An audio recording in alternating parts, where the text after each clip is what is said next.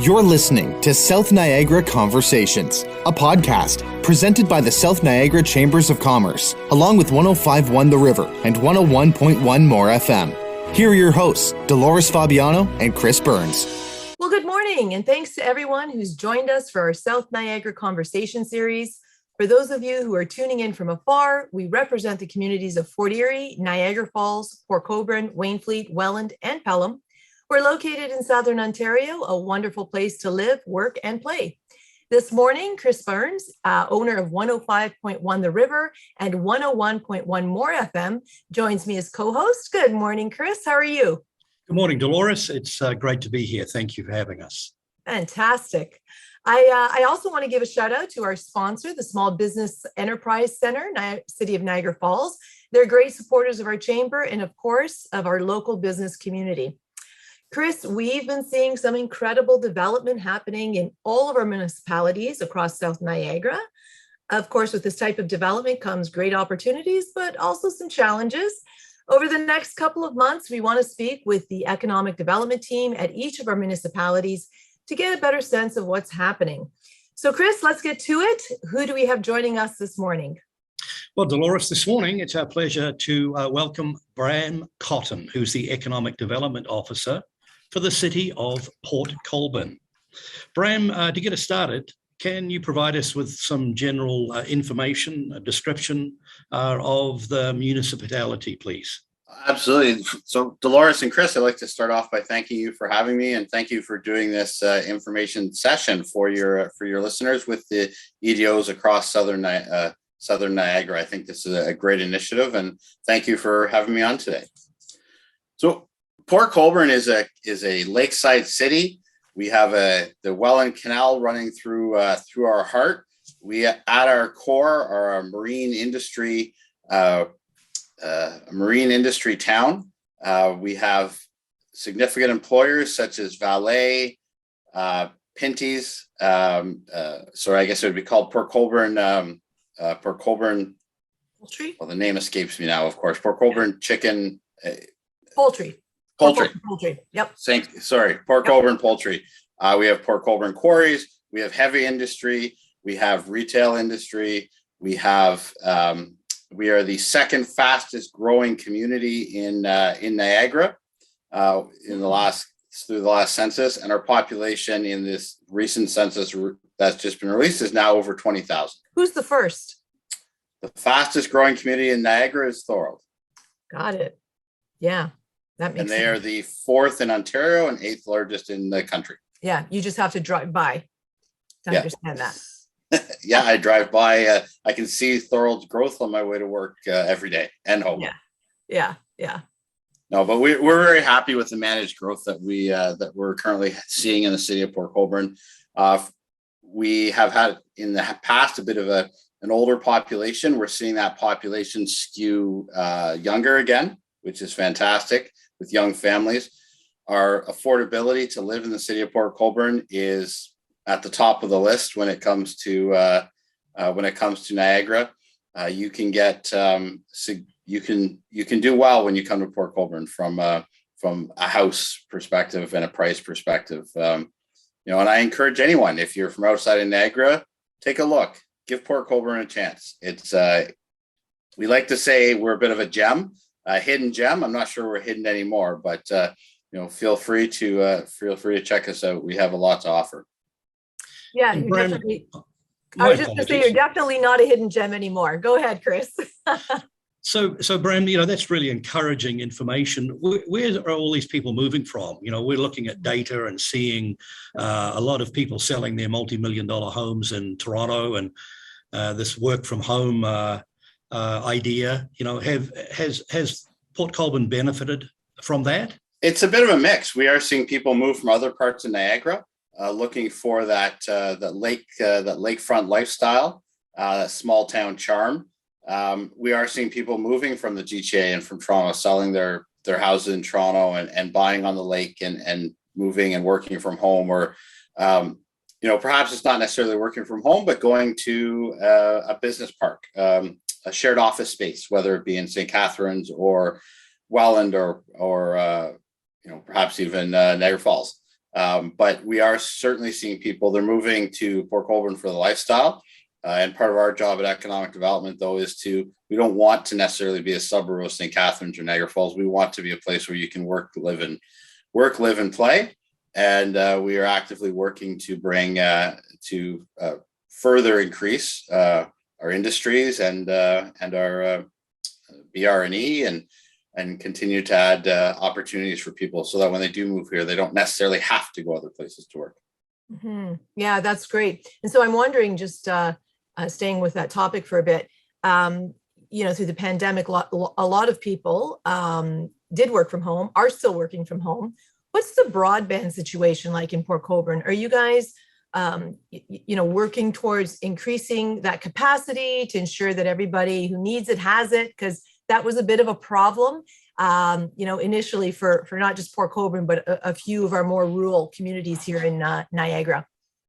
Yeah, I think in the urban center, I'd say that our broadband issues are we have great broadband in our urban centers. As you get into the country, a little bit closer to the lake, you can run into potential problems. We have been working with the name escapes me, the Rural Broadband Network in across Ontario. They are bringing increasing broadband. A number of grants were handed out by the provincial and federal governments.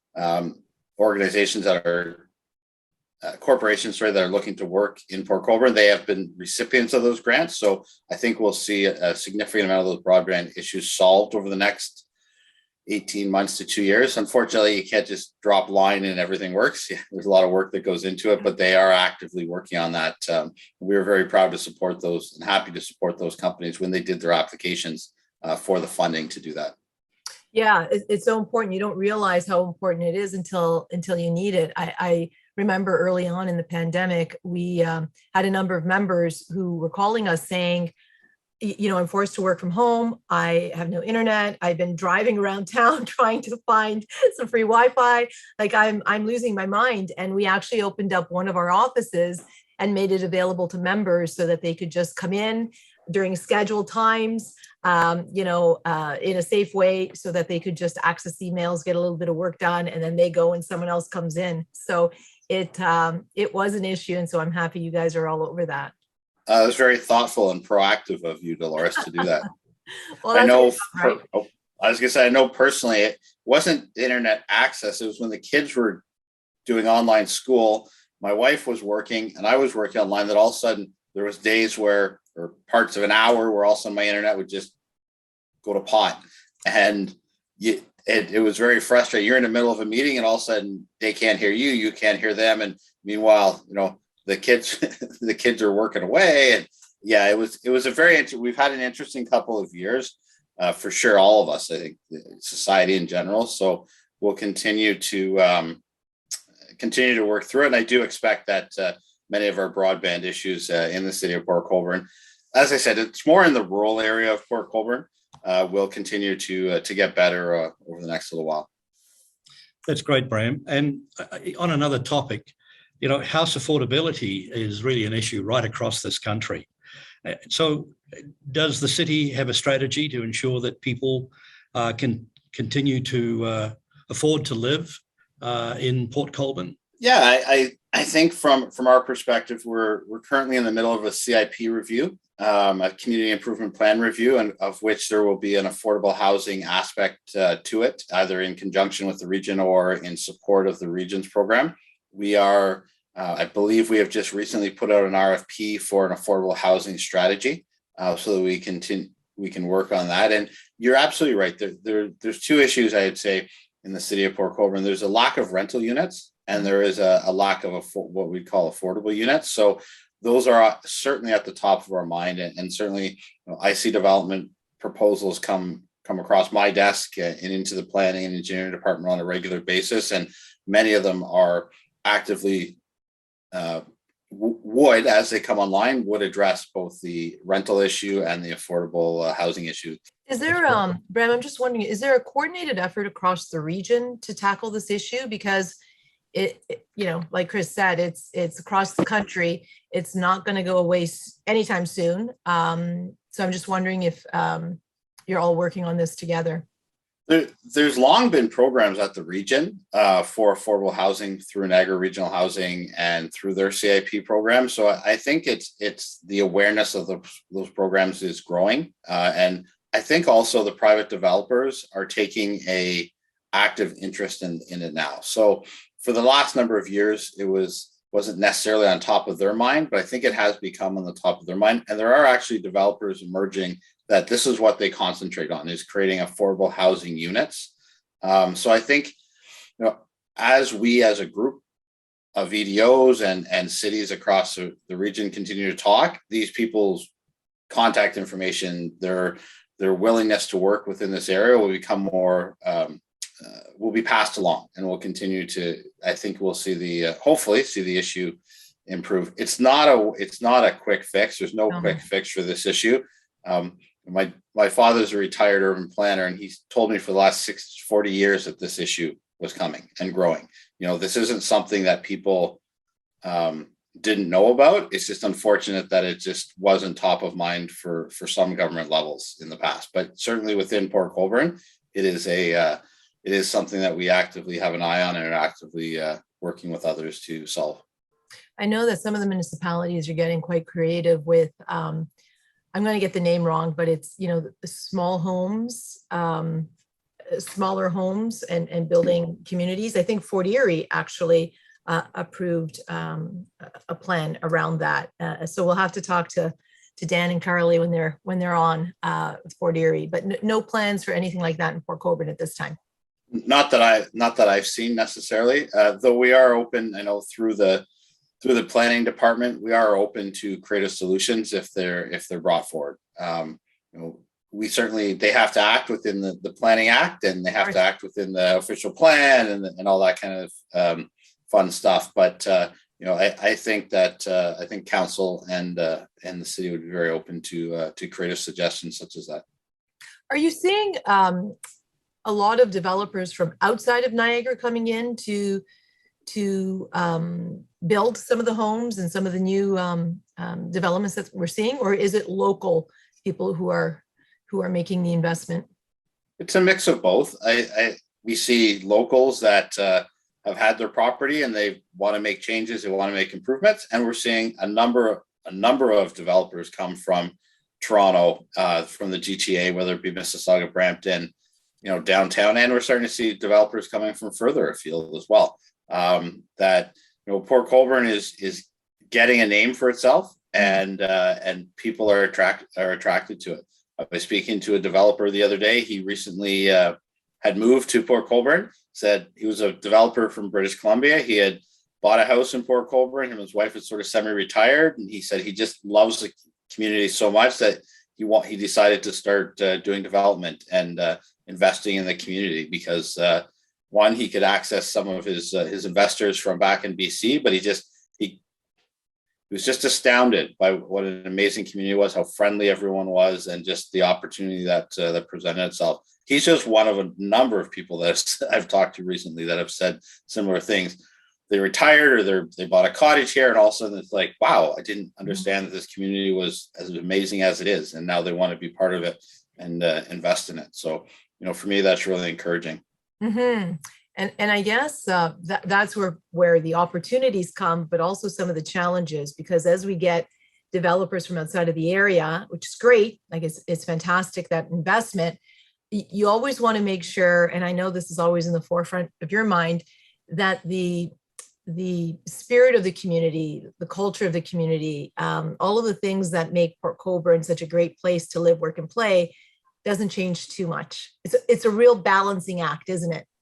It certainly can be. It's a bit of a fine line to walk at times. We would like to see progress and continue along and managed development. That's why we call it managed development, because it's not development and growth for the sake of growth and development. It's, we're very careful. There's community guidelines. There's guidelines you have to follow in certain areas of the city to develop that keep that local charm, that charm to those areas. There's, there has been projects that have gone back and said, this doesn't really fit with the community. So here are some recommended changes. That's part of the process, the planning and the development process that goes into it. Is it's And that's why we always try to work hand in hand with developers so that they understand what our community is about and how do we make it work together well for the benefit of everyone. Mm-hmm. So just on that point, Bram, since 2020, I know the city's been more active in terms of selling land.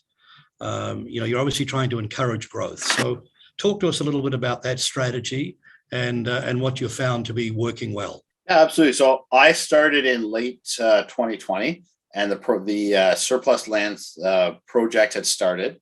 A number of lands were infill development lands were identified, and we put them out for public sale. We have a policy that you must move through the planning process within 2 years. If not, then the city can take those properties back. So we don't want people buying the properties, sitting on them, land banking. We want to see these properties developed. I'd like to increase the taxes. These are underutilized properties. So, for example, an empty lot, or perhaps a lot that was had come to the city through a tax sale in the past, and they're sitting there empty. We'd like to see development on them. So they're in residential areas or industrial areas. So if it's an industrial area, we want to see industrial development on it. If it's in a residential area, we'd like to see residential on it. It's putting the properties to work. It's increasing the tax assessment. It's giving if it's industrial, it's jobs, and if it's residential, then it's housing opportunities for folks. So we had significant success with the surplus lands sales. It was all public. It was all available, and we had a number of bidders bid on, or buyers, I guess, put in bids for the properties. We went through a public process and sold them. And there's some exciting developments that we're getting. I think December of 2020 will be about, or of 2022 will be about 2 years. So we should start seeing some of those properties come to life. Just recently, we had a larger property in a what I would call a gateway access to the city. We put it out for RFP. We had a number of great proposals come back to what this property could look like. We looked at it, council looked at it and selected a winner to purchase the property and with certain design guidelines. And, I'm very excited I know that they're moving through the process. They're working really hard to bring that property to fruition quickly. And I'm very excited. I think everyone will be very pleased with how that turns out when it's all said and done. Do you have an idea for a small business? Maybe you're trying to grow a business that you've already started. Whatever the case, the Niagara Falls Small Business Enterprise Centre is a community service that is here to help, offering entrepreneurs the tools to start and grow their businesses. The Small Business Enterprise Centre is your one-stop for free business information and advice.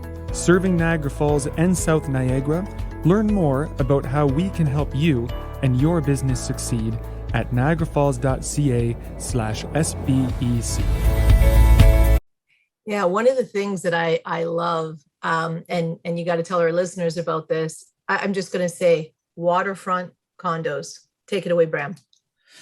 Yeah, there's Southport condos are rising along the canal on our historic West Street, which will be a great addition to the city and to the downtown and to West Street. I believe there's 75 units there, so 100 to 200 new people that'll be living downtown. Great for the local businesses.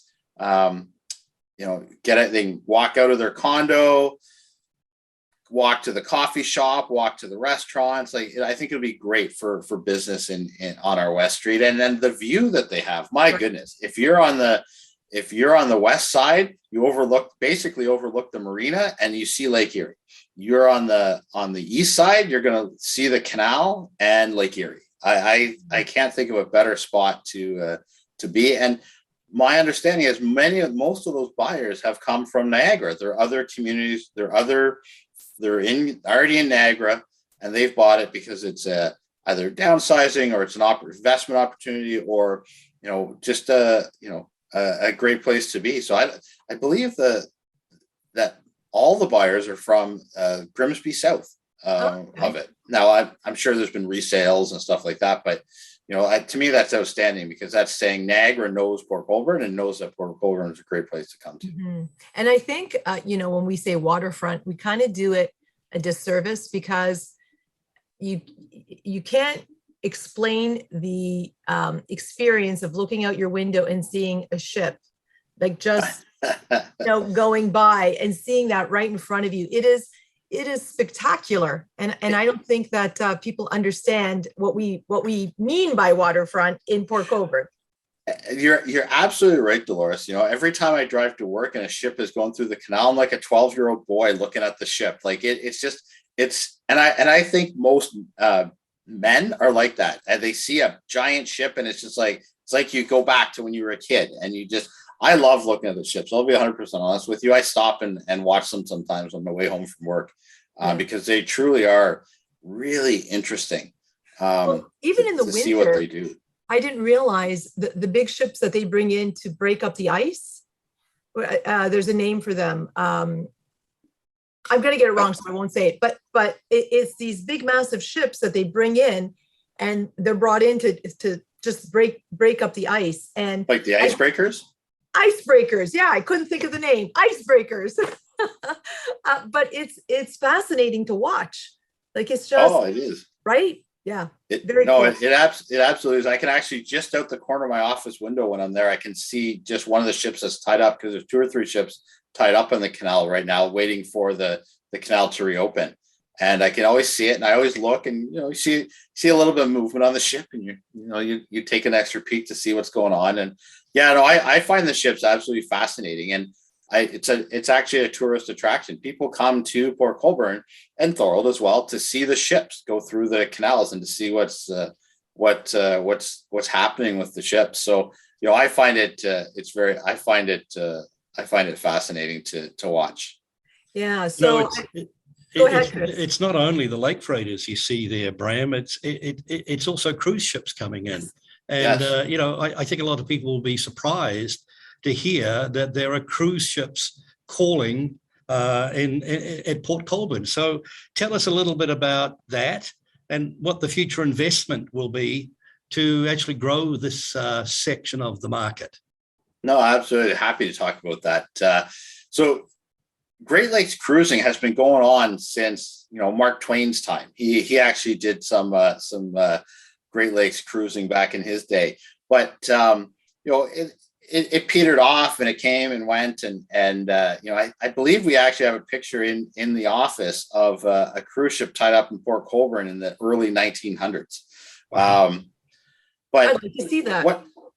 Yeah, no, I saw it not that long ago, and it was pretty neat, to be honest with you, to think that people used to come from Europe to take cruise ships around the Great Lakes, but it's happening again.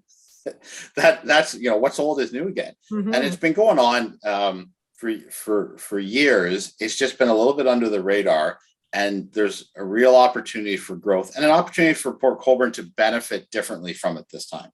So, for example, prior to the pandemic, I believe there was 12 cruise ships scheduled to stop in Port Colborne. So leading into 2022, we have 65 scheduled to stop now. And Viking Cruises has made an investment to build a ship that would fit through the canal. So they came, they measured, they went over every inch of the canal with the Seaway Corporation, and they made darn sure that their ship was going to fit. And so they've launched 2 ships now, and they'll be the largest cruise ships on the Great Lakes. They fit just through the canal, and they're very excited. And then there's other companies that are now taking notice of what's happening, and they're preparing for future years as well. So what's happened a lot of the time with cruise ships coming through the canals, they've pulled into the east side of the canal. And quite often, the passengers will get off the ships. One thing I should say is when you think of cruise ships, don't think of the giant ones going out of Miami and through the Caribbean. These are smaller, more like bigger, but more like riverboat cruise ships in Europe. They are larger, but they're sort of more in that vein, Mm-hmm. So think of it like like that. When you think of a cruise ship, it's not the giant, ones you see on being advertised on TV for Disney and things like that. With that said, you want to cruise on the Great Lakes, you have to stop in Port Colborne, because if you're going from Lake Ontario to Lake Erie, you're stopping in Port Colborne. So there will be ships that will start in Toronto and they'll end in Milwaukee, and they'll stop in Port Colborne on both ways. These are folks that are pay a significant amount of money to take the cruise ships. They fly in from Europe, they fly in from the United States. There are Canadians, don't get me wrong, but it's a destination. It's a very interesting. I've learned a lot about it in the last year and a half. It's a very interesting market, and so as I was saying before, traditionally they stopped on the east side of the canal. They've gotten off, they've got into tour buses, they've gone to Niagara on the Lake, they've gone to the falls, which is great. That's fantastic. But we haven't had necessarily the opportunity to capture much of their business in Port Colborne. So by moving the docking from the east side to the west side, they'll be docking and they'll be mere steps away from our historic West Street. They will be, there's an opportunity for them to go to the museum, go to Roselawn, create packages for them to do things in Port Colborne. And this isn't about taking business away from other parts of Niagara. It's about growing the overall spend in Niagara. So, you can still absolutely go to the falls, but because you're on the west side, for those 2 hours, you can whip up into West Street or to the museum to experience the wonderful, the historic museum that we have. I don't know if you've been to our museum in Port Colborne, but the log cabins and there's a strawberry tea or strawberry lunch. Like, there's all kinds of wonderful things that happen at the museum. So those opportunities are going to be there for people to experience Port Colborne, and then additional packages. And West Street, great shopping, great food. Great shopping, great restaurants. Yeah. And then, further afield, we believe there's going to be opportunities for us to connect the wineries to the ships so that, they need to restock with wine, drop off some wine. You want Lake Erie fish? We have fish for you. Like there's that type, those fish. Further connections. Right. It's not just fish. It's you walk up to a stand, yes. A building that has an open window, and what is it that they're serving? They're serving perch, I believe. Okay. And you get it wrapped up in paper, and you sit on a bench and you watch the ships, and you're eating your piping hot fish that they just probably catched and cooked up for you. It is incredible. It is incredible. And an opportunity for our local farmers to sell them fresh produce and fresh produce to take on the ship as they go either east, as they go south, or as they go north, whichever way it is that they need, right? So, we are making an investment in our industrial area at the end of West Street that will create what we were calling a waterfront center. So it won't just be for the cruise ships and the cruise passengers. It's going to be a multi-use center that is going to be opening up the waterfront or further waterfront to our citizens. It's a facility that can be used for many different functions, and the cruise ships are an important part of it, but they're not all of it.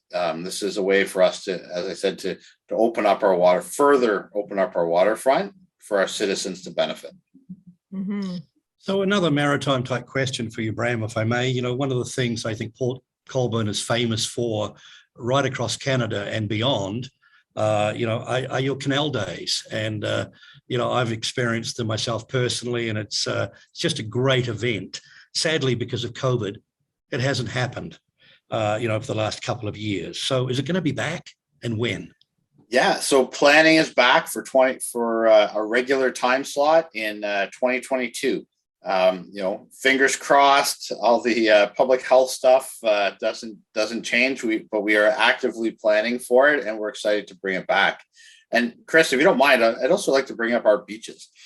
Port Colborne has absolutely fantastic beaches. We have Nickel Beach, we have Cedar Bay Beach, we have wonderful beaches.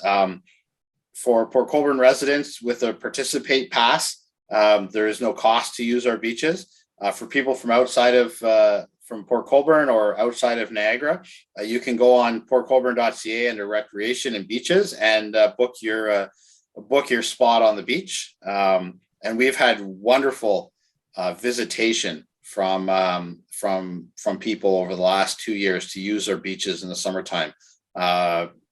Definitely coming down from Toronto for the day or multiple days, talking to some West Street businesses and restaurants. They see a noticeable pickup of people coming from the beach to the restaurants. So, we're very proud of our beaches. We take good care of our beaches. There's been some amenity developments, some new amenities added to the beaches, and we're continuing to work to improve them. But I encourage anyone, if you're looking for a day out on the beach in the summertime, give Port Colborne a look and come visit us, because you won't find many better beaches in Ontario than ours.